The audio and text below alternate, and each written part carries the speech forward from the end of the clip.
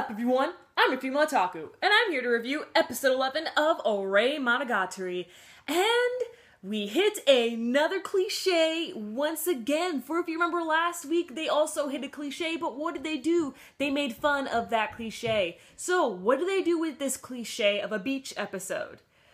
Well, majority of the time, I wouldn't say they made fun of it this time. I'd say this time they added new things that you normally don't see within beach episodes, but they did do one. Just one.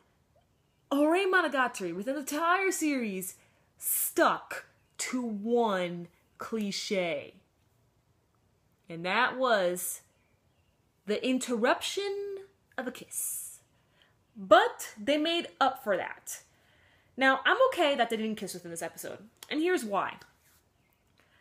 Goda said he loves her. No, not in his head like he always does every episode. He said it right to her, face to face with the beautiful sunset. He said, "Yamato, I love you." Personally, I thought it would have been great if he said her first name, but that's fine. That's fine.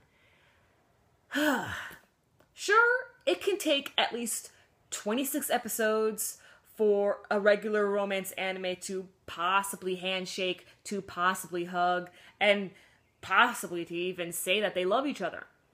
But for Monogatari, it took about half of the episodes, half the show, to say I love you. Say I love you. That anime? I love that anime. Live action's good too. Anyway. So, that's why I'm okay with that they didn't kiss, because at least he got to say that he loves her. So, all fine with me. At least we know that it's coming. And by the way, that was so funny. His lips were sticking out like a yard away. His lips were like this long. Here's her. Okay, so here's it.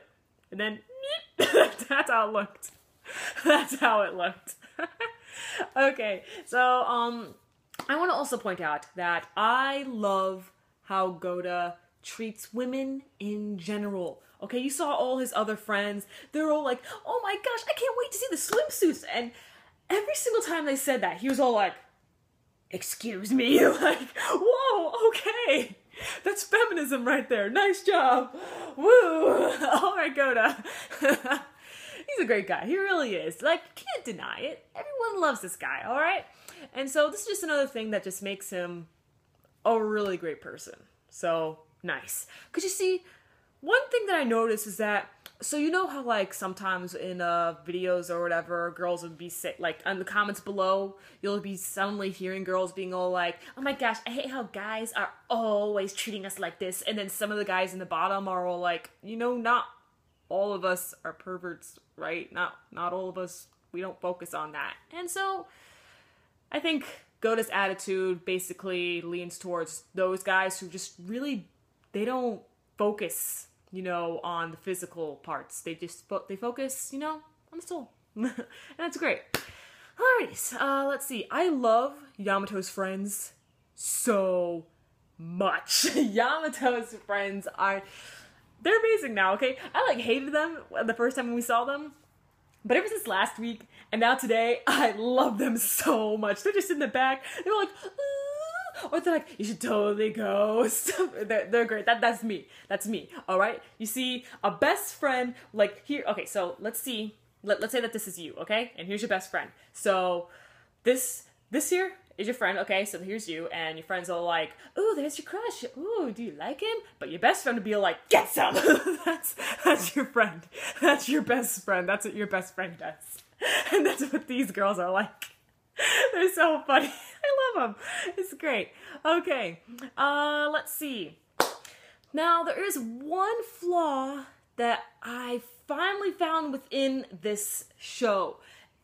It's a nitpick, yes, but I'm starting to get really irritated by this. Okay, so you know how at the beginning of every episode, or like almost every episode, Goda says, "Hi, my name is Goda Takeo. I'm a first year in high school, and I have my first girlfriend. The first time a girl's ever liked me." You know how he usually says that at the beginning of every episode, or almost every episode?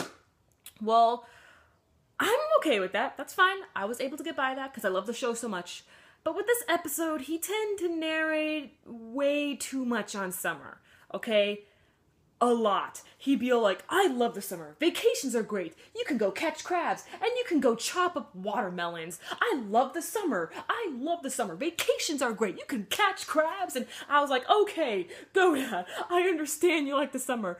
That's great. There's a lot of activities you can do. That's fun. But hey, I don't need to hear this over and over again. All right? I even see you doing these activities and yet you're still telling us about this. Like, Goda, it's okay. I can see.